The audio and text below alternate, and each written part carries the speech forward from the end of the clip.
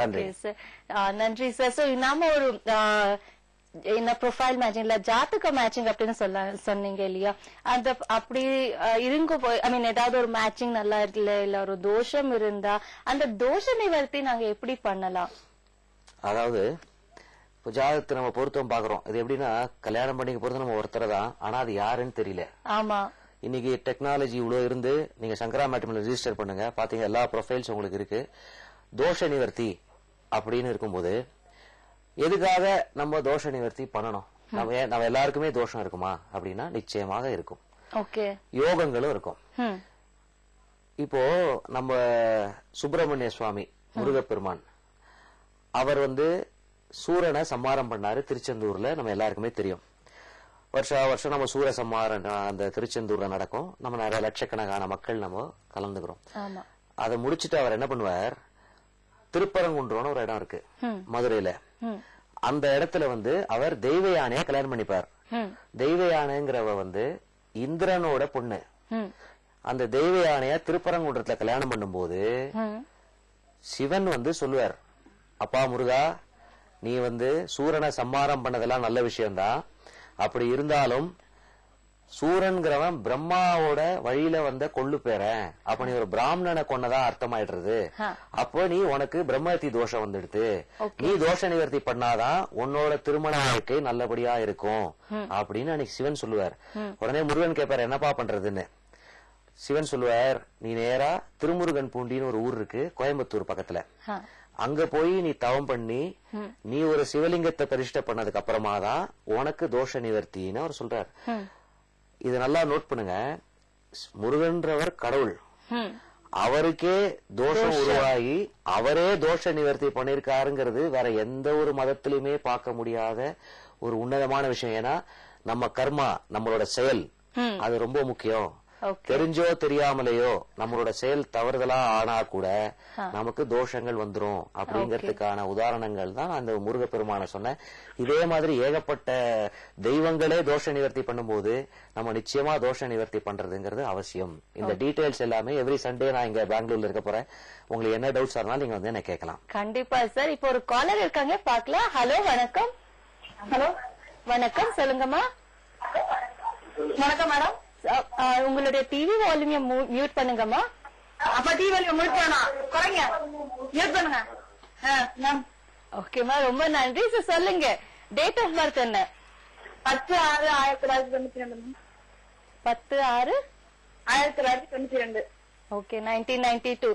சரிங்கம்மா. Birth time என்ன? Time 11:10. 11. Okay. And birth place? Pattukkottai. என்னம்மா, எங்க? பட்டுக்கோட்டை. பட்டுக்கோட்டை. ஓகேம்மா. உங்களுடைய டவுட் என்ன? இந்த டவுட்டை கிளியர் பண்றதுக்காக இங்க இருக்காங்க ஸ்ரீ சக்கர ஸ்ரீனிவாசன் அவர்கள். சார் சொல்லுங்க. வணக்கங்க. 10/6/92 11:10 காலையில தானே? அம்மா, உங்களுடைய டிவி வால்யூம் மியூட் பண்ணுங்க. காலையில 11:10 தானே? கன்னிராசி சித்திர நட்சத்திரத்துல பிறந்திருக்காரு. இப்போ அவருக்கு சிம்ம லக்னத்துல பிறந்திருக்காங்க. அவர் நடக்கிறது ராகு தசைங்க. அவர் கல்யாணம் பண்ணி வைக்க வேண்டியவர் சனி பகவான் தான் அவர் கல்யாணம் பண்ணி வைக்கணும். அவர் 6ஆம் இடத்துல மறைஞ்சிருக்கிறதுனால அவருக்கு திருமண தடைகள் ஆயிட்டு இருக்கு. இதுக்கு நீங்க என்ன பண்ணுங்க, வைத்தீஸ்வரன் கோவில் தெரியுங்களா உங்களுக்கு? வைத்தீஸ்வரன் கோயிலா சார்? வைத்தீஸ்வரன் கோவிலை தாண்டி திருக்குறக்காவல்னு ஒரு ஊர் இருக்குங்க. திருக்குறக்காவல், அங்க ஒரு சிவபெருமான் இருக்கார். ஒரு ஞாயிற்றுக்கிழமையோ இல்ல சனிக்கிழமையோ அங்க போய் அந்த சிவபெருமானுக்கு நீங்க அபிஷேகம் பண்ணும்போது இவங்களுக்கு கல்யாணம் நிச்சயமா நடந்துருங்க. இல்லைன்னா அது தடையாயிட்டே போகும். ஏன்னா ராகுதசை நடந்துட்டு இருக்கு. அப்புறம் சூரிய சந்திர புக்தி எல்லாம் வரனால தோஷ நிவர்த்தி பண்றது ரொம்ப அவசியம். அந்த திருக்குறக்காவலுக்கு போயிட்டு வாங்க. ஓகே சார், இந்த தோஷ நிவர்த்தி ரொம்ப இம்பார்ட்டன்ட்னு சொல்றீங்க. இப்போ நான் சொன்ன பாத்தீங்களா, இப்ப இந்த திருக்குறக்காவல்ன்றது இது ரொம்ப ஒரு சக்தி வாய்ந்த ஒரு கோவில். அங்க இருக்கக்கூடிய சிவபெருமான பிரதிஷ்டை பண்ணது யாருன்னா சாட்சாத் ஆஞ்சநேய சுவாமி. ஆஞ்சநேயருக்கு தோஷம் அவர் தோஷ நிவர்த்திக்காக பிரதிஷ்டை பண்ண இடம் தான் திருக்குறக்காவல் அப்படிங்கிற ஒரு ஊர். இன்னைக்கும் அந்த கோவில்ல வருஷத்துக்கு ஒரு தரம் எங்க இருந்தோ குரங்குகள் அந்த கோவிலோட ஆறுல குளிச்சு அந்த கோவிலோட ஸ்தல விருட்சமான வில்வ மரத்துல போய் வில்வத்தை பறிச்சு நேரா கோவிலுக்குள்ள போய் சுவாமிய சேவிச்சு அந்த வில்வத்தை அர்ச்சனை பண்ணிட்டு இன்னைக்கும் போகுது. ஆஞ்சநேயர் பிரதிஷ்டை பண்ணாருங்கிறதுனால ஆஞ்சநேயருக்கு எப்படி தோஷம் வந்தது அப்படிங்கறது அதெல்லாம் ஒரு பெரிய ஒரு புராணம். அது அதுக்கான நேரங்கள் நமக்கு இப்போ இல்ல. நம்ம தோஷங்களை பத்தி பேசுறதுனால சோ அந்த தோஷ நிவர்த்தி பண்றதுங்கிறது ரொம்ப முக்கியமான பாயிண்ட். அதே மாதிரி குரு பலன் வந்தாதான் திருமணம் ஆகும் அப்படிங்கறதும் கிடையாது. ஓகே, சோ இந்த குரு பலம் என்ன எப்படியெல்லாம் நாங்க பாக்கணும், இத பத்தி நாங்க இன்னும் அதிகமா பேசலாம். ஒரு சின்ன பிரேக், அப்புறம் நேர்களே ஒரு சின்ன இடைவெளிக்கு பிறகு மீண்டும் வரலாம். இப்போ ஒரு சின்ன பிரேக்.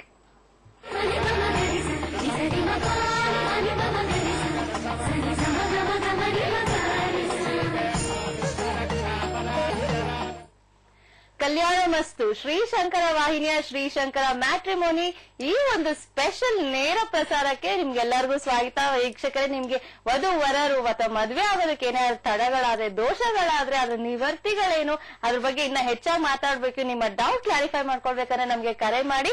ಇವಾಗ ಒಬ್ರು ಕರೆ ಮಾಡಿದ್ದಾರೆ, ನೋಡೋಣ ಯಾರು ಕರೆ ಮಾಡಿದ್ದಾರೆ ಅಂತ. ಹಲೋ, ವಣಕಂ. ಹಲೋ, ನಮಸ್ಕಾರ. ನಮಸ್ಕಾರ, ಹೇಳಿಮ್ಮ. ಕಾಂತ ಅಂತ ಹೇಳಿ. ಹೇಳಿಮ್ಮ. ನನ್ ಮಗನ್ಗೆ ಮದ್ವೆ ಇನ್ನು ಸೆಟ್ ಆಗ್ತಾ ಇಲ್ಲ, ಲೇಟ್ ಆಗ್ತಾ ಇದೆ. ಓಕೆ, ಅವ್ರ ಡೇಟ್ ಆಫ್ ಬರ್ತ್ ಹೇಳಿಮ್ಮ. 16/11/1978. 1978. ಓಕೆ ಮಾ, ಅವ್ರು 2:40 AM. 2:40 AM. ಓಕೆ, ಎಲ್ಲಿ ಹುಟ್ಟಿದ್ದು? ಬ್ಯಾಂಗ್ಳೂರ್. ಬ್ಯಾಂಗ್ಳೂರ್ ಅಲ್ಲ. ಸೊ ಇವ್ರ ಮದ್ವೆ தடைகள் ಆಗ್ತಾ ಇದೆ ಅಂತ ನೀವು ಕೇಳ್ಬೇಕು ಅಂತ ಅನ್ಕೊಂಡಿದ್ದೀರಾ ಅಲ್ವಾ? ಹೌದು. ஓகே சார், இவங்க சொல்றாங்க இவங்களுடைய மகன் அவங்களுடைய ஒரு என்ன மேரேஜ் திருமண தடை அப்படிங்கிறாங்க. ரிஷப ராசி ரோஹிணி நட்சத்திரத்துல அவங்க பிறந்திருக்காரு, கன்னியா லக்னத்துல பிறந்திருக்காரு. இப்போ இவருக்கு 7ஆம் இடத்துல கேத்து இருக்கு. இதோட குடும்பஸ்தானம்னு இருக்கக்கூடிய இடத்துல சூரியன் இருக்காரு. சோ குடும்பம் அமையறதுக்கு இவருக்கு தடையா இருக்கு. அதனாலதான் கல்யாணம் டிலே ஆறுது. இதே அவருக்கு திருமணம் பண்ணி வைக்க வேண்டிய குரு பகவான்கிறவர் பலமா இருக்காரு. ஆனா குடும்பஸ்தானம் வீக்கா இருக்கிறதுனால இவர் குடும்பம் அமையக்கூடாதுங்கிற ஒரு விஷயங்கள்ல அந்த சூரியன் வந்து தோஷத்தை கொடுக்குறாரு. இதுக்கு இவங்க என்ன பண்ணலாம்னா, காஞ்சிபுரம் இருக்கு இல்லையா, காஞ்சிபுரத்துல வரதராஜ பெருமாள்னு ஒரு பெருமாள் கோவில் இருக்கு. அது 108 திவ்ய தேசத்துல ஒரு திவ்ய தேசம். அந்த வரதராஜ பெருமாள் கோவில்ல அந்த கோவில்ல ஒரு குளம் இருக்கும். அந்த குளத்துல அத்தி வரதர்னு ஒரு வரதரை வந்து அந்த குளத்துக்குள்ள வச்சிருப்பாங்க. அது பக்கத்திலேயே சக்கரத்தாழ்வாரோட சன்னதி இருக்கும், சுதர்சன மூர்த்தி. அந்த சக்கரத்தாழ்வாருக்கு ஒரு சனிக்கிழமை அன்னைக்கு இவங்க போய் அர்ச்சனை பண்ணிட்டு கல்யாணம் ஆனதுக்கு அப்புறமா திருமஞ்சனம் பண்றேன்னு வேண்டிட்டு வந்தாங்கன்னா இந்த சூரியனால ஏற்படக்கூடிய தோஷங்கள் அந்த இடத்துல இவருக்கு நிவர்த்தி ஆயிடும். அதை இவங்க பண்ணணும். அதை பண்ணிட்டாங்கன்னா கண்டிப்பா இப்ப ரிஷபராசிக்கு யோகமான காலங்கள் ஸ்டார்ட் ஆகுது. இது வந்து ரிஷபராசியை பொறுத்த வரைக்கும் பொதுவான ராசி பலன்ல 30 வருஷத்துக்கு ஒரு தடவை தான் இந்த மாதிரி யோகமான காலங்கள் அமையும். அதனால தೋಷ ನಿವರ್ತಿ பண்ணாங்கன்னா கண்டிப்பா கல்யாணம் ஆகும். மேரேஜ் லைஃப் ரொம்ப நல்லா இருக்கும். ಓಕೆ ಅಮ್ಮ, ನಿಮ್ಮ ಸಂದೇಹ ಏನಿತ್ತು ಅದು ನೀವು ಈ ಶ್ರೀಚಕ್ರ ಶ್ರೀನಿವಾಸನ್ ಅವರು ತೀರ್ಸಿದ್ರು ಅಂತ ಅನ್ಕೊಳ್ತೀರಿ. ನೀವು ಇನ್ನ ಇದೊಂದು ಟೆಲಿಕಾಸ್ಟ್, ರಿಪೀಟ್ ಟೆಲಿಕಾಸ್ಟ್ ರಾತ್ರಿ 11 ಗಂಟೆಗೆ ಬರುತ್ತೆ. ನೀವು ಅವಾಗ್ಲೂ ಕೂಡ ನೋಡ್ಬೋದು ನೇಯರ್ಗಳೇ. இன்னொரு ப்ரோக்ராம் ரிப்பீட் டெலிகாஸ்ட் ராத்திரி 11 மணிக்காகும். சார், நாங்க பேசிட்டு இருந்தோம் குருப்பலம். இந்த குருப்பலம் எவ்வளவு இம்பார்ட்டன்ட்? நல்ல கொஸ்டின் அது. ஓகே சார், இப்போ கால் இருக்கு, பாக்கலாம். ஹலோ, வணக்கம். ஹலோ ஹலோ ஹலோ, வணக்கம், சொல்லுங்கம்மா. சொல்லுங்கம்மா. உங்க ஓகே, உங்களுடைய டேட் ஆஃப் பர்த் சொல்லுங்கம்மா. எஸ் கணேஷ். ஓகே, எந்த உங்களுடைய டேட் ஆஃப் பர்த் என்ன? Dharmapuri. Okay, Dharmapuri. Date of birth சொல்லுங்க. ஓகே, உங்களுடைய டிவி வால்யூம் மியூட் பண்ணுங்க. சாரிமா, உங்களுடைய டிவி வால்யூம் மியூட் பண்ணுங்கம்மா ப்ளீஸ்.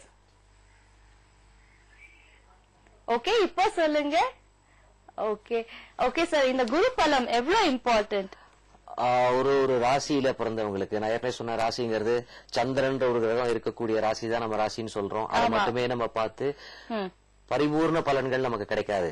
ராசி பலனுக்கு பலன் உண்டு. ஒரு 30% 30% தான் அது ஒர்க் ஆகும். மீதி இருக்கிறது எல்லாமே மற்ற கிரகங்களும் நடக்கக்கூடிய ஒரிஜினல் ஹாரோஸ்கோப்ல இருக்கக்கூடிய தசாபுக்திகள் கிரகங்களோட நிலைமை.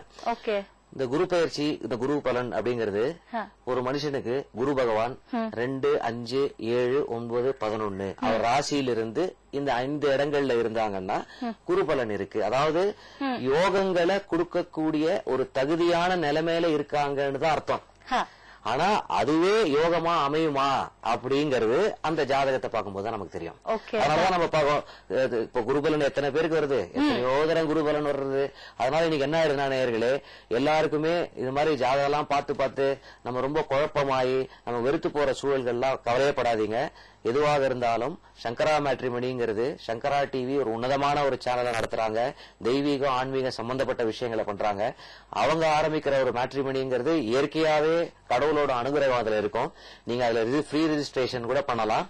பண்ணிட்டு உங்களுக்கு ஜாதக ரீதியா எந்தெந்த கோவில்கள்ல உங்களுக்கு தோஷ நிவர்த்தி இருக்குங்கிறத, பெங்களூரை பொறுத்த வரைக்கும் எவ்ரி சண்டே நான் இங்க இருப்பேன். நீங்க எங்களை தொடர்பு கொண்டு நீங்க எந்த டவுட்டா இருந்தாலும் கிளாரிஃபை பண்ணி தோஷ நிவர்த்தி நீங்க பண்ணிக்கலாம். ஏன்னா கல்யாணங்கிறது வாழ்க்கையில ரொம்ப ரொம்ப முக்கியமான ஒரு விஷயம். அதுக்கு தடைகளை நீக்கிறதுக்கு என்ன வழியோ அதை பண்ணி சந்தோஷமான வாழ்க்கையை நீங்க வாழணுங்கிறது எங்களோட உண்மையான ஒரு ஆசை.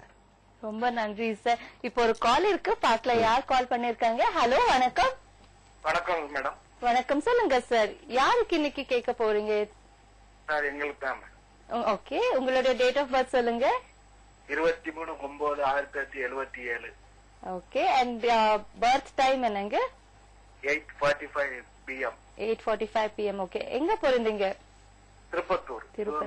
ஓகே, சொல்லுங்க சார், உங்களுடைய டவுட் என்ன? மேரேஜ் லேட் ஆகுது, தொழில் ஒண்ணும் இல்ல. Okay sir. சார் நீங்க என்ன சொல்ல விரும்புறீங்க? மேஷ லக்னம், மகர ராசி, திருவோண நட்சத்திரம் தானுங்க? ஆமாங்க. ஓகேங்க.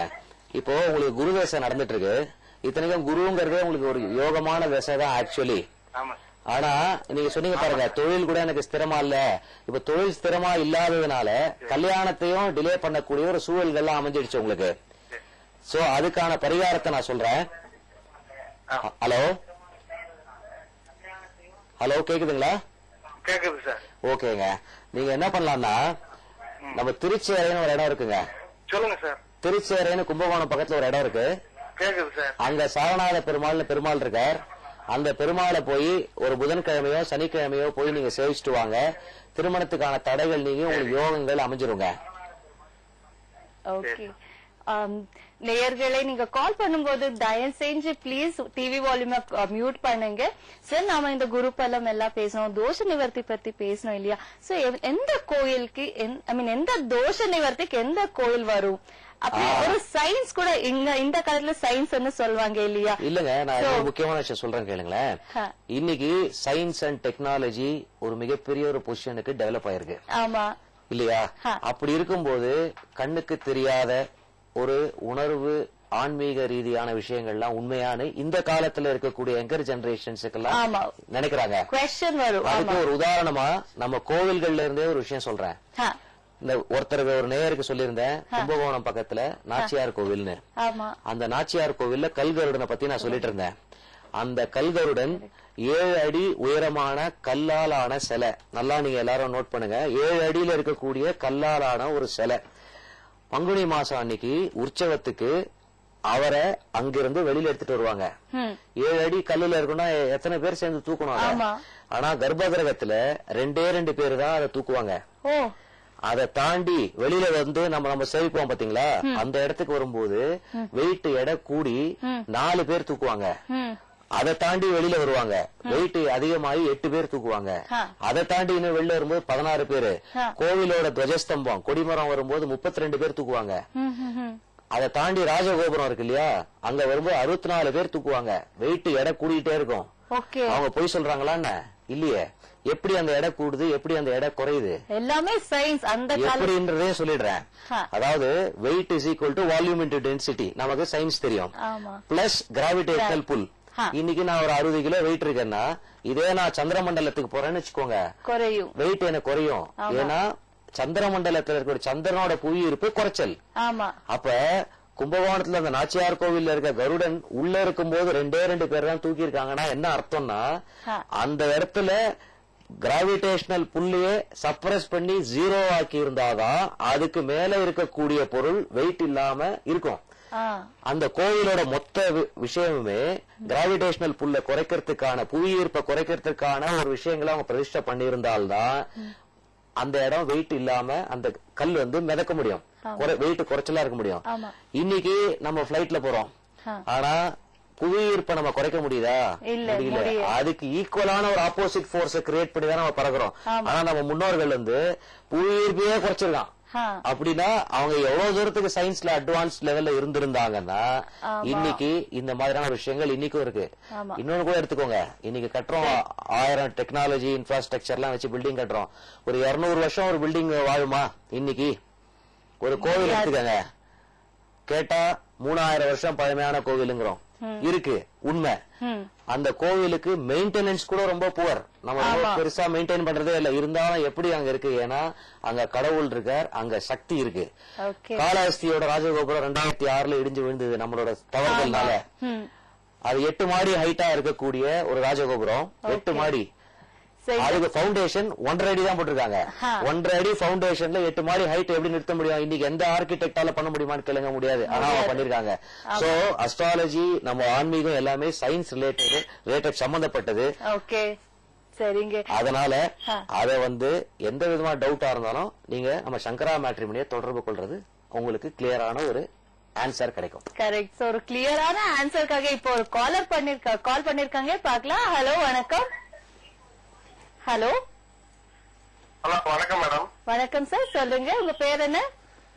என் பேர் பாலாஜிங்க. அண்ணனுக்கு மேரேஜ் பத்தி. ஓகேங்க, அவங்களுடைய டேட் ஆஃப் பர்த் சொல்லுங்க. டேட் ஆஃப் பர்த் வந்து 26 ஜனவரி 1985 சனிக்கிழமை. Okay. Birth time? Birth time 5:15 PM. Okay, 5:15 PM. சரிங்க. சோ எந்த பர்த் பிளேஸ் என்ன? பொள்ளாச்சி. பொள்ளாச்சில. சரி சார், நீங்க உங்களுடைய டவுட் எப்படி கிளியர் பண்றீங்க? மீனராசி உத்திரட்டாதி நட்சத்திரம் தானே? கரெக்டுங்க சார். ஓகே, கடக லக்னத்துல பிறந்திருக்காரு. இப்ப இவருக்கு சுக்கிரதசை நடக்குதுங்க. சரிங்க சார். அந்த சுக்கிரன் வந்து அவருக்கு கல்யாணத்தை தடை பண்ணுவாரு. அது இல்லாம அவருக்கு 7ஆம் இடத்துல குரு சூரியன் கிரகங்கள் இருக்கு. அதுக்கு அவர் என்ன பண்ணணும்னா, நம்ம மாயாரம் இருக்கு பாத்தீங்களா, மயிலாடுதுறையில மாயாவரம். மயிலாடுதுறை பக்கத்துல திருநின்றியூர்னு ஒரு ஊர் இருக்குங்க. திருநின்றியூர். அங்க இருக்கிற சிவபெருமானுக்கு வந்து மகாலட்சுமீஸ்வரர்னு பேரு. ஏன்னா நம்ம பொதுவாவே சுக்கிரனுக்கு தோஷம்னா நம்ம மகாலட்சுமியை சேவிப்போம் இல்லீங்களா? அந்த மகாலட்சுமி வழிபட்ட சிவபெருமான் தான் திருநின்றியூர்ல இருக்கக்கூடிய சிவபெருமான். மகாலட்சுமி பெருமாளை தான் சேவிப்பாங்க, சிவனை சேவிக்க மாட்டாங்க. இந்த ஒரு இடத்துல மகாலட்சுமி சிவனை நோக்கி தவம் பண்ணி சிவபெருமான் அருள் புரிஞ்சார். அதே மாதிரியான நிலைமை இவர் பண்ணணும். இவர் அவங்க பிரதர் சொன்னீங்க இல்லையா, அவர் அந்த திருநின்றியூர் போய் அங்க இருக்கக்கூடிய சிவபெருமானுக்கு அபிஷேகம் பண்ணலாம். இவருக்கு எந்த கிழமை வேணா பண்ணலாம், வெள்ளிக்கிழமையோ சண்டேயோ எவ்வளவு சீக்கிரமா பண்ண முடியுமோ அங்க ஒரு அபிஷேகம் பண்ணி அவர் அங்க போய் வேண்டி பிரார்த்தனை பண்ணார்னா கண்டிப்பா அவருக்கு திருமண வாழ்க்கை நல்லபடியா அமையும். ஏன்னா இன்னொரு முக்கியமான விஷயம், பெருமாளோட தசாவதாரங்கள்ல பரசுராமர்னு ஒரு அவதாரம். அந்த பரசுராமருக்கு பிரம்மஹத்தி தோஷ நிவர்த்தியான இடமும் அந்த திருநின்றியூர்ல இருக்கக்கூடிய மகாலட்சுமீஸ்வரர் தான். இந்த மாதிரி பல்லாயிரக்கணக்கான கோவில்கள் இருக்கு. அந்தந்த கோவில்கள் யார் யாருக்கு அப்படிங்கறத தெரிஞ்சுக்கிட்டாங்கன்னா கல்யாண வாழ்க்கை சுபிட்சமாயி சந்தோஷமான வாழ்க்கை அவங்க வாழ்வாங்க.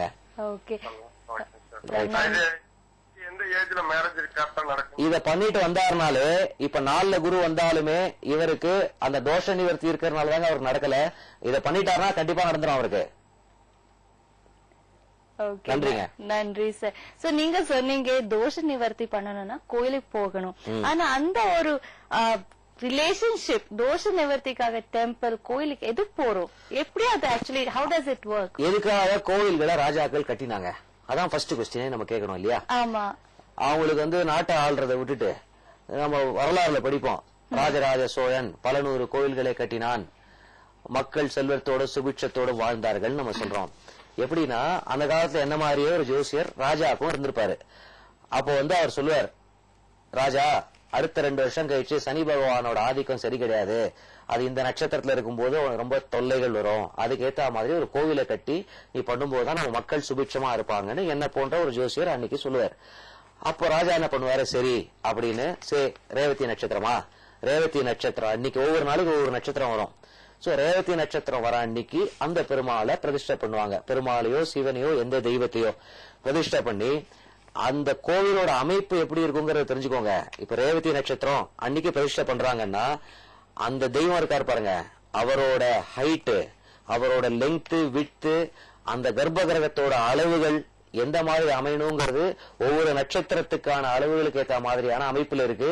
எந்த விமானம் அமையணும், அர்த்த மண்டபம் எத்தனை இருக்கணும், எந்தெந்த இடத்துல எந்தெந்த தெய்வங்கள் இருக்கணுங்கிறது எல்லாமே வாஸ்து சாஸ்திரத்துல நட்சத்திர ரீதியான கால்குலேஷன்லயும் பஞ்சபூதங்கள்ல எந்த இடத்துக்கு அது சக்தி அதிகம்ங்கிறத தெரிஞ்சுதான் பண்ணுவாங்க.